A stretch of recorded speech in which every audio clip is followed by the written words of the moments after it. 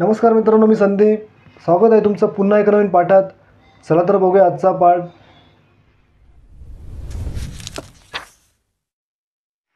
तर मित्रांनो, आजचा आपला पाठ आहे ईद मुबारक.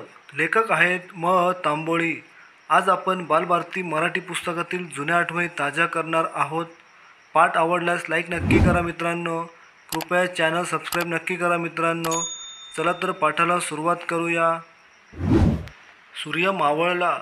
सलीम आपल्या घराच्या गच्चीवर गेला. गच्चीत उभा राहून तो आकाशाकडे पाहत राहिला. त्याची नजर चंद्रकोर शोधू लागली. तो एकटक बघत राहिला. काही वेळ गेला आणि एकाएकी त्याने आनंदाने टाळी वाजवली. मोठमोठ्याने हाका मारून अम्मी आणि दीदी यांना बोलवले. सलीमच्या हाका ऐकताच त्या दोघीही लगबगीने वर आल्या. सलीमने त्यांना चंद्रकोर दाखवली. ती पाहून त्यांना फार आनंद झाला. चंद्राकडे बघत त्यांनी दुवा मागितली. चंद्रदर्शन झाल्यामुळे दुसऱ्या दिवशी ईद साजरी होणार होती. सलीमच्या घरातही ईदची तयारी झाली होती. सलीमची तर चंगळ होती. नवा सदरा, नवी विजार, नवे मोजे, नवे बूट, सारे काही नवे नवे. त्याच्या वडिलांनी दीदी आणि अम्मी यांच्यासाठी नवे कपडे आणले होते. ईदचा दिवस कधी उगवतो असे सलीमला झाले होते. भल्या पहाटे सलीम खडबडून जागा झाला.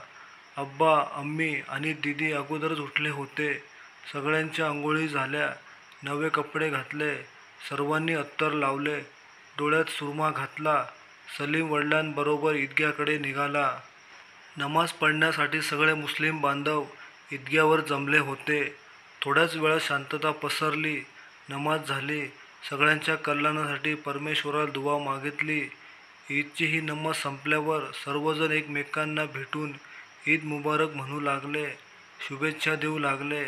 अब्बा आणि सलीम आपले नातेवाईक आणि इष्टमित्र यांना भेटून घरी परतले.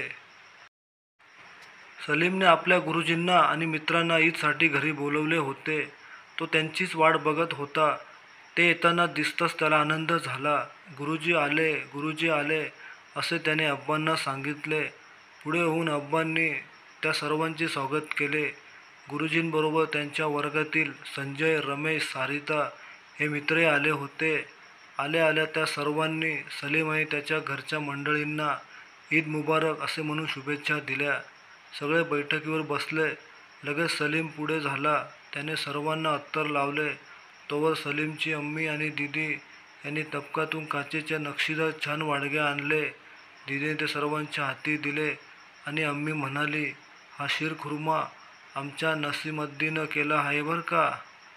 सारिता म्हणाली, अय्या, यात शेवया देखील आहेत. या ऐकताच नसीम बोलली, केवळ शेवयाच नाही, दूध, साखर, सुका मेवाही आहे. संजयने विचारले, शीरखुर्मा हा पदार्थ खास रमजान ईदलाच करतात वाटतं.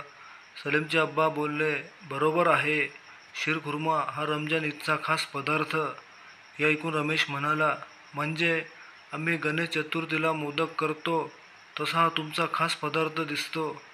सगळ्यांना समजावून सांगत गुरुजी म्हणाले, वेगवेगळ्या सणाला वेगवेगळे पदार्थ करतात. जसा रमजान ईदला शीरखुर्मा करतात तसाच नाताळला केक बनवतात. सारिताने विचारले, पण रमजान ईद हे नाव कशावरून पडलं. खुलासा करत अब्बाजान म्हणाले, रमजान हा आमचा उपवासाचा महिना. या महिन्यात आम्ही उपवास करतो.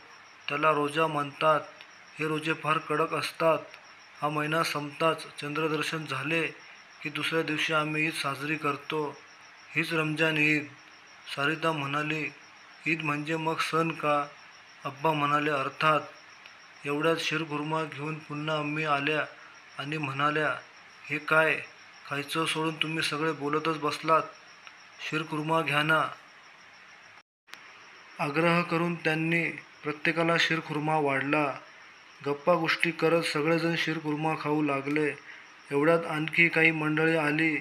तसे आटोपते घेऊन गुरुजी व वर्गमित्र जायला उठले. निरोप घेण्यापूर्वी त्यांनी पुन्हा एकदा ईद मुबारक असे म्हणून शुभेच्छा दिल्या.